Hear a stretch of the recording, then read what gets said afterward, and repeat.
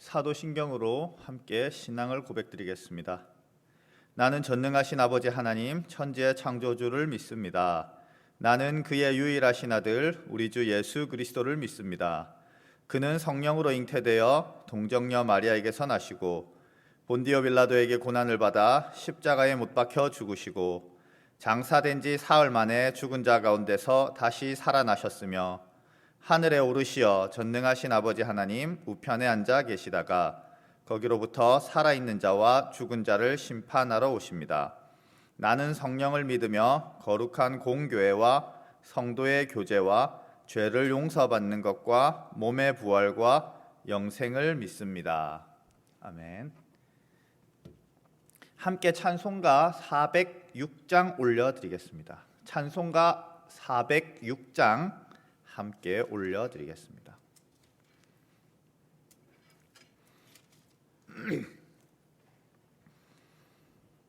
고난 내 영혼 편히 쉴 곳과 풍랑 일어도 안전한 포구 폭풍까지도 다스리시는 주의 영원한 팔 의지에 주의 영원하신 팔 함께 하사 항상 나를 붙드시니 어느 곳에 가든지 요동하지 않음은 주의 팔을 의지함이라.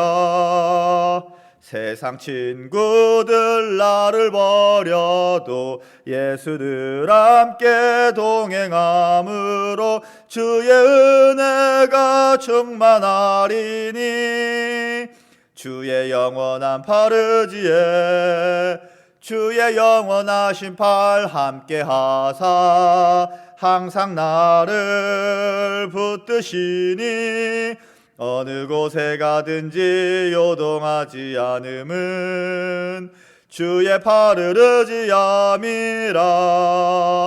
나의 믿음이 연약해져도 미리 예비한 힘을 주시며 위태할 때도 안보하시는 주의 영원한 팔 의지에 주의 영원하신 팔 함께 하사 항상 나를 붙드시니 어느 곳에 가든지 요동하지 않음은 주의 팔을 의지함이라. 능치 못한 것 주께 없으니 나의 일생을 주께 맡기면 나의 모든 짐 대신 지시는 주의 영원한 팔 의지에 주의 영원하신 팔 함께 하사 항상 나를 붙드시니 어느 곳에 가든지 요동하지 않음은 주의 팔을 의지함이라. 함께 기도드리겠습니다. 하나님 아버지, 우리의 삶을 되돌아볼 때 당신께서 내게 베푸신 은혜와 내 삶에 일으킨 역사가 얼마나 많은지요. 그러나 우리는 어리석어 당신의 족적과 흔적을 우리의 삶 속에서 찾지 못합니다. 그렇게 우리의 삶에 아무것도 없는 텅 빈 삶이라고 착각하며 살아갑니다. 오늘 이 시간에 우리가 깨닫길 원합니다. 내 삶에 당신의 흔적이 충만하게 있었음을 말입니다. 오늘 이 시간에 우리가 깨닫길 원합니다. 우리의 삶이 당신의 역사로 충만했음을 말입니다. 하나님 아버지, 그것들을 발견하고 찾을 수 있는 영적인 시각을 주시어서 우리의 삶 속에 당신으로 인한 기쁨과 찬양, 평강이 충만하게 도와주시옵소서. 모든 말씀 주 예수 그리스도 이름으로 기도드렸습니다. 아멘. 오늘 우리가 함께 나눌 말씀은 사무엘상 8장 4절에서 9절까지의 말씀입니다. 사무엘상 8장 4절에서 9절까지의 말씀입니다.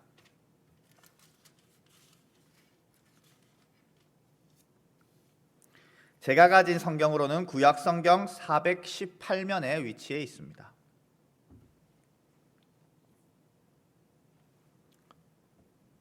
찾으신 줄 알고 제가 봉독하겠습니다. 이스라엘 모든 장로가 모여 라마에 있는 사무엘에게 나아가서 그에게 이르되 보소서, 당신은 늙고 당신의 아들들은 당신의 행위를 따르지 아니하니 모든 나라와 같이 우리에게 왕을 세워 우리를 다스리게 하소서 한지라. 우리에게 왕을 주어 우리를 다스리게 하라 했을 때에 사무엘이 그것을 기뻐하지 아니하며 여호와께 기도하매 여호와께서 사무엘에게 이르시되 백성이 내게 한 말을 다 들으라. 이는 그들이 너를 버림이 아니요 나를 버려 자기들의 왕이 되지 못하게 함이니라. 내가 그들을 애굽에서 인도해낸 날부터 오늘까지 그들이 모든 행사로 나를 버리고 다른 신들을 섬김같이 내게도 그리하는도다. 그러므로 그들의 말을 듣되 너는 그들에게 엄히 경고하고 그들을 다스릴 왕의 제도를 가르치라. 아멘. 중요한 7절을 한 번 더 읽어드리겠습니다. 여호와께서 사무엘에게 이르시되 백성이 내게 한 말을 다 들으라. 이는 그들이 너를 버림이 아니요 나를 버려 자기들의 왕이 되지 못하게 함이니라. 아멘. 오늘은 정처 없는 삶이기에 아름다운 것입니다 라는 제목으로 함께 은혜를 나누어 보고자 합니다. 우리가 함께 읽어본 본문에서 이스라엘은 왕을 요구합니다. 이러한 이스라엘을 대하여 하나님은 사무엘에게 말씀하십니다. 저들이 왕을 요구하는 것은 사무엘 너를 버린 것이 아니다, 나를 버린 것이다 라고 말이죠. 사사인 사무엘 대신에 또 다른 통치자를 요구하는 것이 아니라 야훼 하나님, 나를 대신할 누군가를 요구하는 것이다 라고 말씀하시는 거죠. 이스라엘은 하나님을 더 이상 섬기지 않겠다고 선언한 것이 아닙니다. 그저 왕을 요구했을 뿐입니다. 자신들을 좀 더 체계적으로 다스리고 지켜줄 누군가를 원했을 뿐이죠. 그러한 소원을 하나님에 대한 반역으로 이해한 것은 조금 지나친 것처럼 보입니다. 본문에 하나님을 더 깊이 이해하기 위해서 사사시대까지 구약 성경이 묘사하는 이스라엘이라는 민족의 특성에 대해서 묵상해 볼 필요가 있습니다. 구약 성경에서 이스라엘은 출발부터 유랑하는 존재로 그려집니다. 그리고 하나님이 떠나라고 명하시면 언제든지 떠나야 하는 민족입니다. 즉 이스라엘은 고정된 자기네의 땅이 없는 것이죠. 이스라엘의 조상 아브라함을 기억해 봅시다. 그는 본토 친척 아비의 집을 떠나면서 이스라엘의 조상이 되었습니다. 이스라엘의 시작은 유랑이었던 겁니다. 뿐만 아니라 이스라엘은 출애굽을 하면서 다시 형성됩니다. 즉 익숙하던 곳을 떠나면서 탄생한 민족이었다는 겁니다. 그리고 하나님이 이끄시는 대로 이리저리 떠도는 삶을 살게 됩니다. 이처럼 이스라엘은 애초에 독점적으로 그리고 영원히 점유할 공간이 허락되지 않았던 겁니다. 어떤 장소에 대해서도 자신의 소유권을 주장할 수 없었던 것이죠. 모든 땅은 하나님께서 일시적으로 허락하신 것일 뿐 그들에게 속한 것이 아니었습니다. 그래서 하나님께서 떠나라면 언제든지 떠나야 했습니다. 그에게 순종하지 않을 경우에는 외국 세력을 이용해서 그들의 땅을 빼앗아 버리고 먼 타국으로 포로로 보내기도 하셨습니다. 이처럼 이스라엘이라는 민족의 특성은 다음과 같이 요약할 수 있습니다. 소유할 땅이 없는 민족, 그래서 정처 없이 떠도는 유목민의 삶. 이는 국가 상태와 반대되는 것이죠. 국가란 특정한 장소를 지정해서 성을 쌓고 법과 제도를 세웁니다. 법과 제도는 영원히 정착하고 그 땅을 소유할 수 있도록 돕는 도구인 거죠. 그리고 왕을 세우는 것은 국가 성립의 절정입니다. 왕을 세우고 이 땅을 영구하게 점유하겠다는 선언이죠. 왕은 신의 대리자로서 이 땅을 점유하고 사용하도록 신에게 허락받았다라는 선포라는 겁니다. 이처럼 왕국을 세우는 것은요, 야훼 하나님께서 꿈꾸던 이스라엘에 대한 비전과 충돌합니다.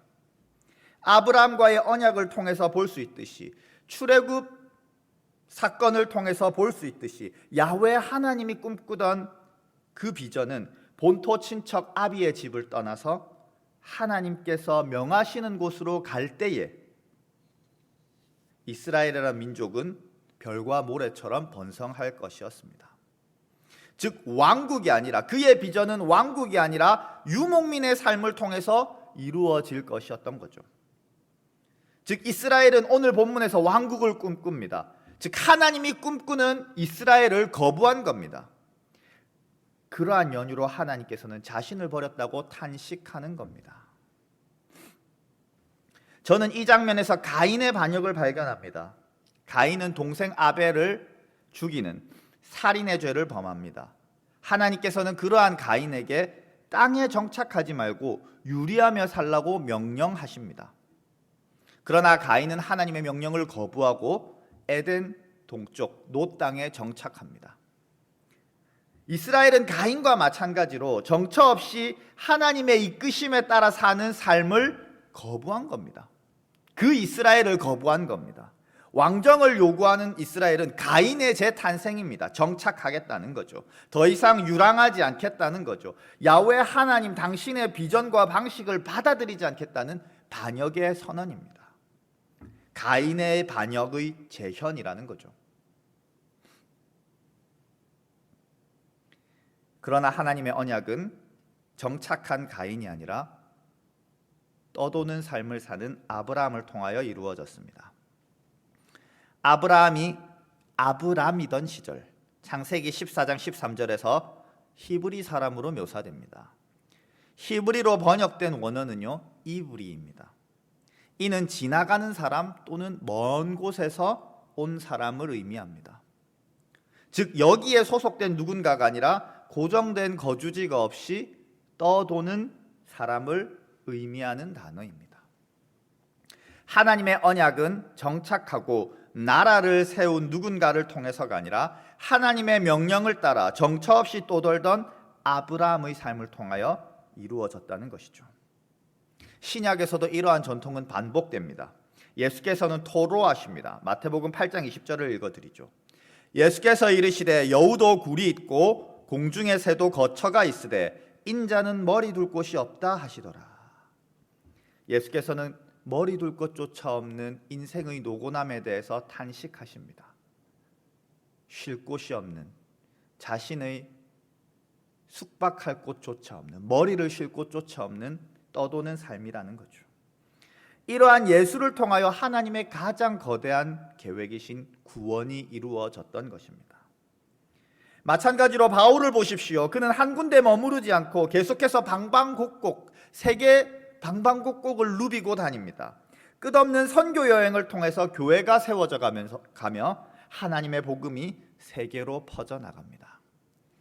이처럼 이스라엘 민족에 대한 비전, 구원에 대한 비전, 선교에 대한 비전 모두 정처 없는 발걸음을 통하여 하나님의 비전이 이루어졌다는 겁니다.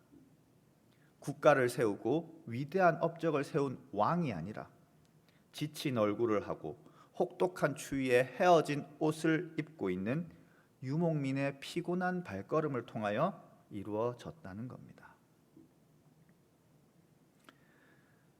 따라서 저는 이렇게 말씀드릴 수 있습니다. 정처 없는 삶이기에 아름다운 것이라고, 당신의 삶이 그러한 것이기에 아름다운 것이라고, 위대하고 아름다워 보이는 저들의 삶을 부러워하거나 시기할 필요가 없다고 말입니다. 우리의 삶으로 만족할 수 있는 이유가 있다라고 말이죠. 그러나 우리는 정처 없이 살아온 우리의 인생의 족적을 자랑스러워하지 못합니다. 오늘 본문의 이스라엘처럼 말이죠. 이곳저곳 헤매며 여기까지 온 우리의 삶을 긍정하지 못합니다. 그 삶을 부정하고 또 다른 삶을 갈망했던 이스라엘처럼 말이죠. 그러한 인생을 실패한 인생, 이룬 것 하나 없는 초라한 인생으로 부정합니다. 성경은 우리의 그러한 삶을 긍정하나 우리 스스로가 그러한 삶을 긍정하시는 하나님의 관점을 받아들이지 못합니다. 그 이유는 여전히 내가 세운 목표를 기준으로 내 삶을 바라보기 때문입니다. 동시에 세상과 타인이 정해놓은 성공의 기준으로 내 삶을 측량하기 때문입니다. 그러한 연유로 내 삶에 이루어진 것이 없다라고 느끼는 겁니다. 나의 기준에, 세상의 기준에 미달하는 삶의 연약한 부분만 도드라져 보이는 겁니다. 내 삶에 이루어졌고 이루어지고 있는 하나님의 언약과 계획은 묵상하지 않는 겁니다. 하나님이 내 삶에 이루어 가신 것은 무엇인가를 보지 않는다는 겁니다. 내가 이룬 것이 무엇인지, 세상과 타인이 요구한 것 중에 이룬 것은 무엇인지 살피기 급급하기에 내 삶의 부정적인 부분들만 부각되어 보이는 겁니다. 이처럼 삶에 대한 비관은 자기 관점만 가득하기 때문입니다. 세상과 타인의 관점만 가득하기 때문입니다. 내 삶을 하나님의 언약이라는 관점에서 반추할 줄 모르기에 후회만 가득한 것이죠. 그렇게 삶에 대한 비관이 내면과 영혼을 잠식하게 되는 겁니다. 그러나 우리의 삶에 이루어진 하나님의 언약과 계획을 볼 때에 삶에 대한 비관은 치유됩니다. 내가 이룬 것은 하나도 없으나 세상이 요구하는 것에는 미치지 못하는 내 삶에서조차 하나님이 일하신 것을 발견하게 될 때에 하나님에 대한 찬양이 나를 가득 채우기 때문입니다. 비루한 내 삶에서도 일하신 하나님에 대한 기쁨이 나의 영혼을 즐겁게 하기 때문입니다. 그러므로 여러분에게 권면드립니다. 내가 이룬 것을 바라보지 말고, 내가 이루어야 할 것을 바라보지 말고 하나님이 뭘 하셨는지를 보라고 말입니다. 그럴 때에 아무것도 없어 보였던 내 삶이 하나님의 역사로 가득한 삶으로 보이기 시작할 것이기 때문입니다. 그럴 때에 정처 없던 삶이었던 당신의 삶이 아름답게 보이게 되는 신비로운 체험을 하게 될 것이기 때문입니다. 그동안 부정해왔던 당신의 삶의 모든 부분이 긍정되는 기적을 체험하게 될 것이기 때문입니다. 오늘의 말씀은 우리에게 이렇게 속삭이는 하나님의 말씀인 것만 같습니다. 본디 인생이란 이런 일 저런 일 다 겪고 사는 것이라고. 이곳저곳 정처 없이 지나가다가 별일 다 겪고 사는 것이라고. 뿐만 아니라 목표도 목적도 없이 내가 뭘 하고 있는지도 모르고 살아가기도 하는 것이라고. 그런데 그냥 그런 모습도 괜찮다고. 그런 삶도 아름다운 구석이 있다고 말입니다. 아니, 그러한 삶이 하나님이 원하는 삶의 방식이며 가장 아름다운 형태의 인생이라고 말씀하시는 것만 같습니다. 그러나 이러한 말씀이 잘 와닿지 않으실 수 있습니다. 왜냐하면 하나님이 이루어 가신 것들을 내 삶에서 찾기 어려울 수도 있기 때문입니다. 우리는 내가 이룬 것과 하나님이 일하신 것을 동일하게 보는 습관이 있습니다. 내가 달성한 목표를 마치 하나님이 달성한 일인 것처럼, 내 욕망을 채운 일을 하나님이 뜻이 이루어진 것처럼 생각하는 습관 말입니다. 그래서 내가 이룬 것이 없을 때 하나님 또한 아무것도 하지 않은 것처럼 생각하게 됩니다. 그래서 제가 오늘 그 생각의 습관으로 보지 못했던 것들을 조금 더 구체적으로 보여드리려 합니다. 즉 당신의 삶에 하나님께서 무엇을 이루셨는지 보여드리려 합니다. 그렇게 당신의 삶의 아름다움을 발견할 수 있도록 말이죠. 그렇게 당신의 삶에 가득한 삶에 대한 비관이 치유되도록 말이죠. 하나님에 대한 찬양과 기쁨이 넘칠 수 있도록 소망하면서 말입니다. 세상은 목표를 뚜렷하게 정해놓고 좌로나 우로나 치우치지 않고 살아가는 삶을 아름답다고 합니다. 그러한 명확한 목표지향적인 태도를 통하여 뭔가를 성취한 삶을 성공이라고 부릅니다. 그러나 인생의 아름다움이란 다양한 것이어서 그러한 삶만이 아름다운 것이라고 성공이라고 말할 수 없습니다. 목표를 향해 달려가는 삶은 언제나 타인이 자리할 곳이 없습니다. 왜냐하면 타인은 모두 경쟁자이기 때문이죠. 이겨서 제쳐야 할 대상이기에 타인에게 내 마음의 공간, 삶의 공간을 내어주지 않습니다. 자신의 목표만을 위해 살아가는 이기적인 삶을 살아가게 됩니다. 뿐만 아니라 목표만을 바라보고 살아가기 때문에 시선은 자연스럽게 편협해지기 마련입니다. 눈을 돌려 다른 것을 볼 여유가 없거든요. 목표를 달성하는 데 도움이 되지 않는 것들은 모두 배제해야 될 것이거든요.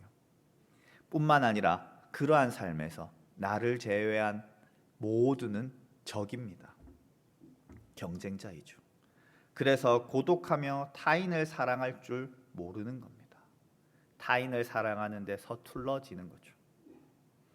그러나 헤매이는 삶은 언제나 타인이 가득합니다. 이곳저곳 정처 없이 떠돌면서 이 사람 저 사람 만나면서 정말 다양한 인간의 군상이 존재하는구나 깨닫게 되는 겁니다. 세상에는 이런 일도 있고 저런 일도 있구나 깨닫게 됩니다. 그러면서 인간에 대한 이해도가 높아지고 포용력도 생기게 되는 겁니다.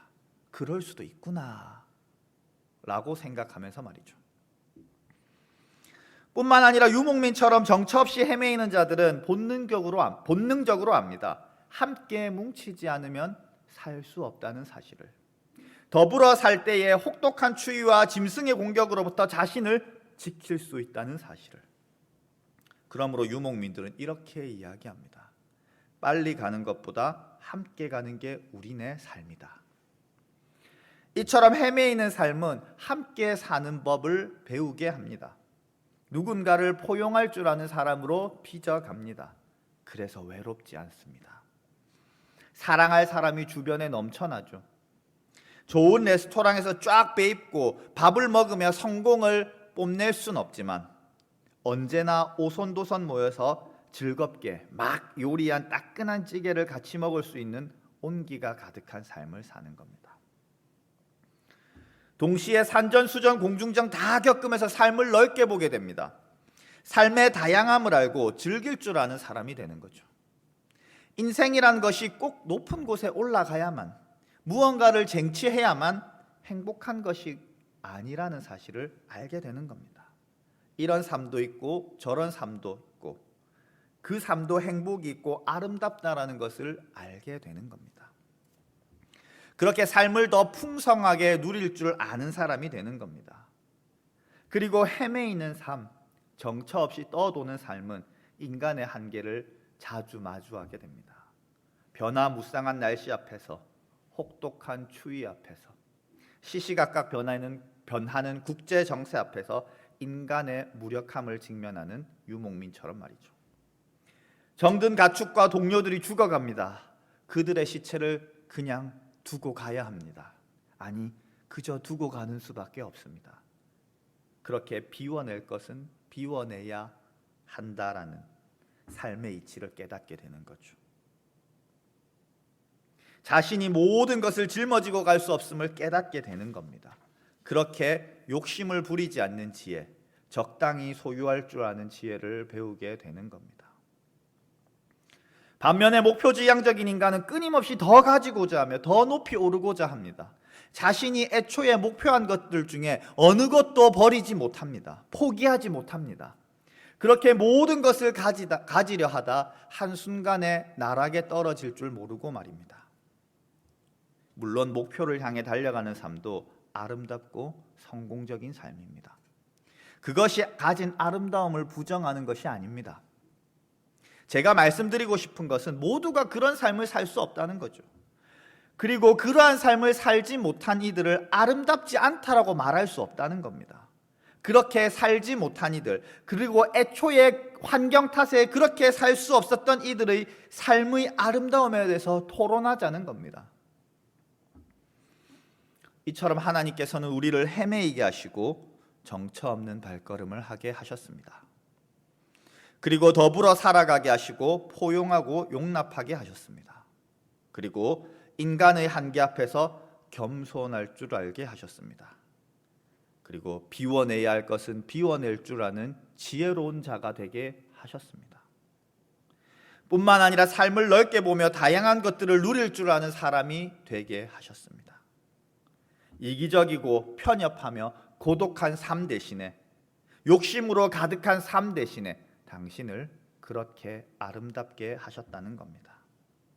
이 모든 것이 헤매였던 당신의 삶 속에서 하나님이 하신 일입니다. 내가 목표한 것들, 타인과 세상이 요구한 것들로만 내 삶을 평가하다가 미처 발견하지 못했던 하나님의 역사들입니다. 이제 당신의 삶에 하나님이 무엇을 이루었는지 조금 보이시는지요? 사랑하는 형제자매 여러분, 나의 기준과 세상의 기준을 잠깐 잊어버려도 됩니다. 내가 보기에 어떻든지 간에, 남들이 보기에 어떻든지 간에 중요하지 않습니다. 대신에 당신의 삶에 이루어 가셨던 하나님의 역사를 묵상해 보십시오. 당신의 지난 삶을 찬찬히 묵상해 보면서 말이죠, 그렇게 정처 없이 헤매이는 내 삶에서조차 하나님의 언약과 계획이 이루어지고 있다는 것을 발견하게 될 때에 내 삶에 대한 회한들이 사라지는 기적을 맛보게 되는 겁니다. 그럴 때에 당신의 삶에도 출애굽 사건을 경험했던 이스라엘 백성의 찬양이 넘치게 되는 겁니다. 한나가 노래했던 하나님에 대한 그 기쁨과 경배가 당신의 고백이 되어 갈 것입니다. 그렇게 당신의 삶의 중심에 기쁨과 찬양 그리고 평강이 자리 잡게 되는 신비를 맛보게 될 것이라는 겁니다. 오늘 저희는 하나님께서는 정처 없는 인생을 통하여 자신의 계획을 이루어 가신다고 배웠습니다. 그러므로 딱히 잘난 것 없는 우리의 인생도 아름다운 법이라고 말이죠. 하지만 우리는 하나님이 명하신 유랑의 삶을 원망하고 부정합니다. 스스로에게도 떳떳하지 못하고 타인과 세상 앞에 자랑할 것이 없어 보이기 때문이죠. 그래서 자신이 아름답다, 따뜻하다고 생각하는 곳에 머무르려 합니다. 자신이 위대하다고 생각하는 것들을 이룰 수 있는 곳에 머무르려고 합니다. 하나님의 비전을 거부하고 왕을 세워 정착하고 머무르려 했던 이스라엘의 백성의 모습이 우리의 모습이라는 거죠. 그래서 이스라엘이 그리했듯이 우리 또한 하나님의 언약이 이루어지는 장소에서 멀어져 가는 겁니다. 그렇다고 자신이 목표한 바를 이룰 수 있는 것도 아닌데, 그렇다고 내가 원하는 것을 잡을 수 있는 것도 아닌데 말이죠. 그렇게 내가 원하는 바도 하나님의 언약의 성취도 아무것도 남지 않는 텅 빈 인생을 살게 되는 겁니다.